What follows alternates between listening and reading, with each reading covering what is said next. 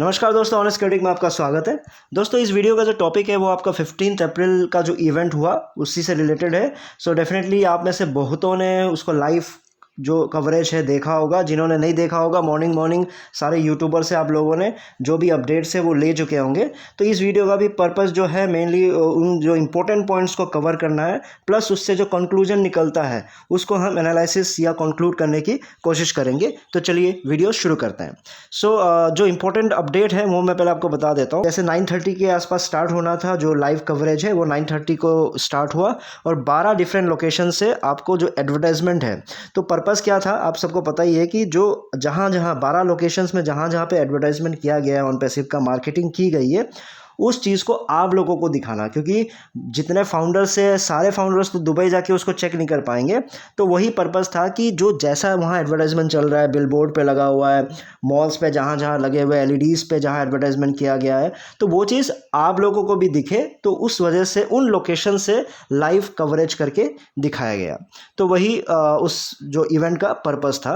और कुछ important points मैंने उठाए हैं उस इवेंट से, तो वो मैं आपसे शेयर कर दे रहा हूँ। सबसे पहला जो इंपॉर्टेंट पॉइंट मुझे ये लगा कि जो ज़्यादातर जो फेमस और इंपॉर्टेंट प्लेसेस है उनसे ऑन पैसिव को कवर कर दिया गया है, यानी उन जगहों में ऑन पैसिव का एडवर्टाइजमेंट कर दिया गया है। तो ये बहुत ही अच्छी बात है। और दूसरा इंपॉर्टेंट पॉइंट मुझे ये लगा कि जो ओ फाउंडर का एडवर्टाइजमेंट भी शुरू कर दिया गया है, क्योंकि मुझे वो वही उम्मीद है कि ओ फाउंडर जो है उसका एडवर्टाइजमेंट भी बहुत ही इंपॉर्टेंट होगा। क्योंकि वहीं से अगर लोग जुड़ेंगे तो ओ फाउंडर क्या है देखेंगे, चेक करेंगे, तो उसके थ्रू अगर लिंक के थ्रू अगर नॉर्मल रजिस्ट्रेशन भी कर देते हैं तो किसी ना किसी के नीचे जीरो टीम वालों के नीचे कहीं ना कहीं वो जुड़ते रहेंगे। और तीसरा जो है बेनांस जो कंपनी है आपकी, बेनांस एक क्रिप्टो करेंसी एक्सचेंज है। सो वो भी ऑन पैसिव में इंटरेस्ट दिखा रहा है, ऐसा ऐश ने कहा है। अगर ऐसी बात है तो ये एक अच्छी खबर है। और यूएसए के कुछ डिप्लोमेट्स भी है जो ऑन पैसिव को ज्वाइन करेंगे, ऐसा भी ऐश ने बताया। तो ये भी एक अच्छी बात है।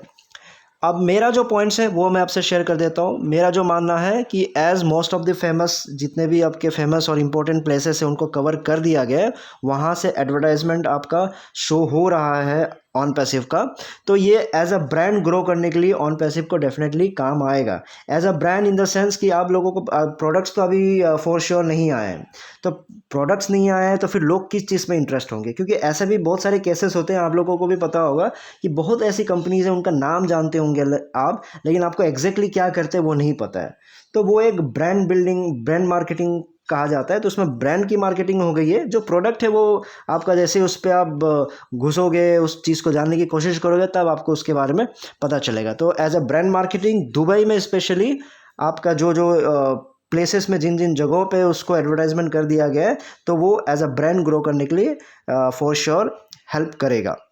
दूसरा है ओ फाउंडर का एडवर्टाइजमेंट शुरू हो गया है। तो ये भी बेनिफिशियल है। बेनिफिशियल क्यों है? क्योंकि इससे मैं बस ऐसा हो रहा है कि नहीं हो रहा है मुझे नहीं पता, लेकिन मैं इसी से उम्मीद कर रहा हूँ कि ओ फाउंडर्स की मार्केटिंग हो रही है। मतलब लोग ओ फाउंडर्स क्या है चेक करेंगे। जैसे ओ फाउंडर्स चेक करेंगे, कोई इंटरेस्ट हो सकता है, जिसको भी इंटरेस्ट लगेगा तो ओ फाउंडर को क्लिक करके उस पर अगर वो रजिस्टर करने की कोशिश करेंगे तो होगा क्या, किसी ना किसी जीरो टीम जो टाइमिंग के अकॉर्डिंगली अगर इसको किया गया है, आपकी जो सॉफ्टवेयर को ट्यूनिंग किया गया है, तो कहीं ना कहीं जीरो टीम के नीचे ही पहले उन जीरो टीम वालों को फिल करते रहेंगे, उनकी टीम बनती रहेगी। तो ये एक बेनिफिशियल पार्ट रहेगा।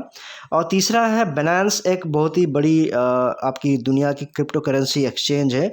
अगर वो ऑन पैसिव में इंटरेस्ट दिखा रहा है जैसा ऐश ने कहा है, तो एक अच्छी बात है, क्योंकि इससे भी एक ब्रांड बिल्डिंग में बहुत ही ज़्यादा काम आएगा। अब मेरी कुछ रिक्वेस्ट है जो मुझे लगता है कि वो इंपॉर्टेंट रिक्वेस्ट है। जैसे कि आपको अगर ये टाइम आ चुका है अब ऑन पैसिव के लिए कि कुछ चीज़ें जो पास्ट में होती जा रही है और उन चीज़ों का टाइम होते जा रहा है, तो उनके जो रिजल्ट्स हैं उसको मतलब फाउंडर्स तक दिखाया जाए कि हाँ हमने ये किया था तो इसके वजह से ये फ़ायदा हुआ, इसके वजह से ऐसा हुआ।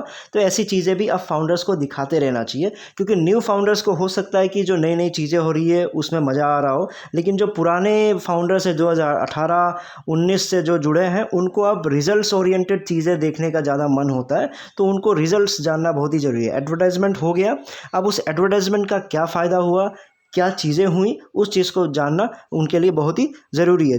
तो अब जैसे कि वो क्या जानना चाहते हैं, वो ये जानना चाहते हैं कि 30 मार्च को जो इतना बड़ा जो मार्केटिंग कैंपेन स्टार्ट हुआ, तो उस 30 मार्च से पहले की कहानी ऑन पैसिव वेबसाइट की और 30 मार्च के बाद की कहानी उस ऑन पैसिव वेबसाइट की क्या है। कहानी से मेरा मतलब हो गया कि ट्रैफिक का क्या सिचुएशन है, मतलब पहला कितना ट्रैफिक आ रहा था, अब 30 तारीख के बाद कितना ट्रैफिक आ रहा है। तो इस तरह की कुछ बिजनेस सेंस वाली जो बातें हैं अगर वो फाउंडर्स को बताया जाए तो एक बहुत ही मोटिवेशन मिलेगा, उससे खुशी होगी।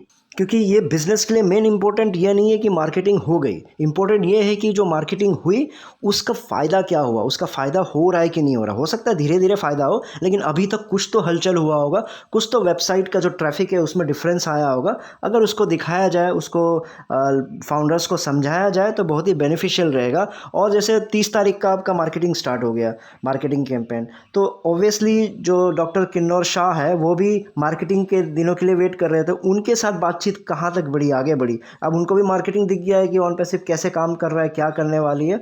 ओब्लेस का भी बहुत सारा काम स्टार्ट हो गया है। तो अब फाउंडर्स को ये भी जानने की उत्सुकता है कि फरवरी के बाद अब अप्रैल आ चुका है, तो उस दिन के बाद से ऑन पैसिव की जो बातचीत है डॉक्टर किन्नौर शाह तक कहाँ तक पहुँची है।